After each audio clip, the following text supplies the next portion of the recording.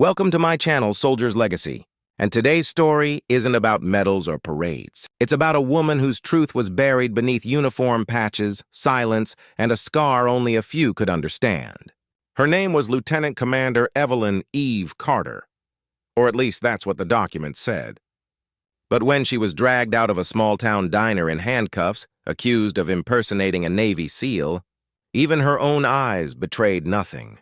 Calm, cold, silent. It started in a dusty corner of Nevada, inside a diner called Molly's Grill.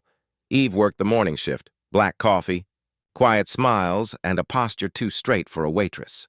Locals called her Army Girl because of her haircut and the way she scanned the room like she was always expecting something.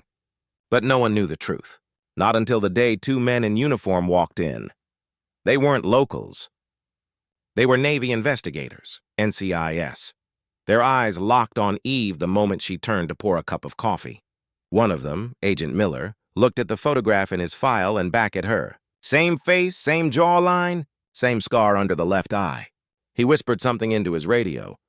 Moments later, the bell above the diner door jingled again. Backup arrived, Eve noticed. She always noticed. When they approached the counter, she placed the coffee pot down gently, wiped her hands on her apron, and said, "If this is about the bill, I already paid it." They didn't laugh. Agent Miller held up his badge. "Evelyn Carter, you're under arrest for impersonating a Navy SEAL and forging federal identification." The diner went silent. Forks froze halfway to mouths. Eve didn't resist as the cuffs clicked around her wrists. But when they pulled her toward the door, she turned once, to the waitress who'd worked beside her for months, and said softly, "Take care of the kids from the base. They'll come back." No one understood what she meant. At the NCIS field office, things got worse. Her record was spotless, too spotless. No service number matched. No SEAL training logs. No deployments under her name. Her military ID was confirmed as fake. To the agents, she was a fraud. Another stolen valor case. But there was something about her silence that unnerved them. She didn't beg. Didn't argue. She just stared at the wall and waited. When they brought her before Commander Hayes, head of the Regional Military Integrity Unit, the tension thickened. Hayes had seen hundreds of imposters before. They always cracked, always had a story ready. But Eve didn't flinch. He leaned forward and asked, "You want to tell me who you really are?" She met his gaze. "I already did." He slammed her file shut.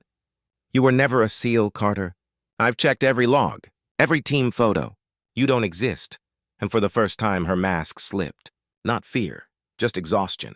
"You wouldn't find me in a photo," she whispered. "We didn't take any." That night, as rain battered the roof, Agent Miller reviewed the evidence. Fake ID, no records, no next of kin. But there was one thing bothering him: the tattoo. He'd seen it when they booked her, a faded trident across her ribs with a line of coordinates beneath. It wasn't the cheap kind inked by fakes. It was precision work. Military-level detail, complete with classified symbology only verified SEALs used for unit authentication. He ran the coordinates through a secure database. The location? A classified naval site in the Arabian Sea, codenamed Operation Silent Tide. A mission erased from official records 5 years ago after a team was declared missing in action. Miller froze. One of the listed MIA names matched her DNA sample, Lieutenant Evelyn Carter, declared dead in 2020. She wasn't a fake. She was a ghost. The next morning, he walked into her holding cell. She sat on the cot, eyes open, hands resting calmly on her knees. "You were part of Silent Tide," he said quietly. Her eyes flickered, just once. "You weren't supposed to know about that." Miller lowered his voice. "We thought everyone died," Eve nodded slowly. Most of them did. The truth began to unravel like a classified file torn open.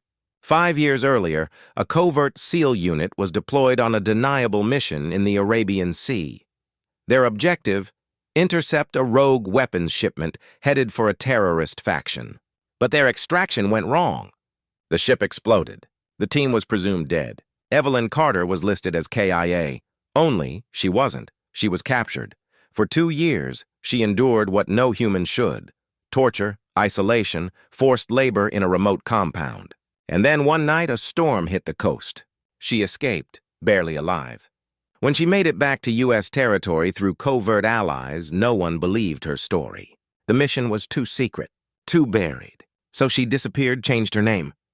Got a fake ID, found work wherever people didn't ask questions, until now. When Miller brought her file to Commander Hayes, he was met with silence. Hayes flipped through the pages and muttered, "That operation was sealed by presidential order. If she's alive, she's not supposed to be." Miller didn't care. She earned that trident. Look at the tattoo, the microcode inside the design. Only someone from her original team would know it. Hayes glared at him. "If you open that door, you risk exposing a black operation. Are you ready for that?"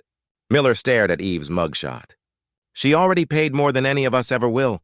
That night, Eve was released quietly. No public record, no apology. Just a silent nod from Hayes as he handed her the trident patch confiscated from her bag. She didn't take it. Instead, she said, "Keep it. The ones who didn't make it deserve it more." But before she left, she asked for one thing: to visit Arlington National Cemetery. There, among the white stones, she stopped at a grave marked L.T. Evelyn Carter, KIA 2020, her own name, her own death. She knelt and whispered, "Guess you can rest now." Miller stood a few feet away, silent. "What will you do now?" he asked. Eve didn't answer at first. She reached into her sleeve and revealed a smaller tattoo just below her wrist, the initials of her lost team.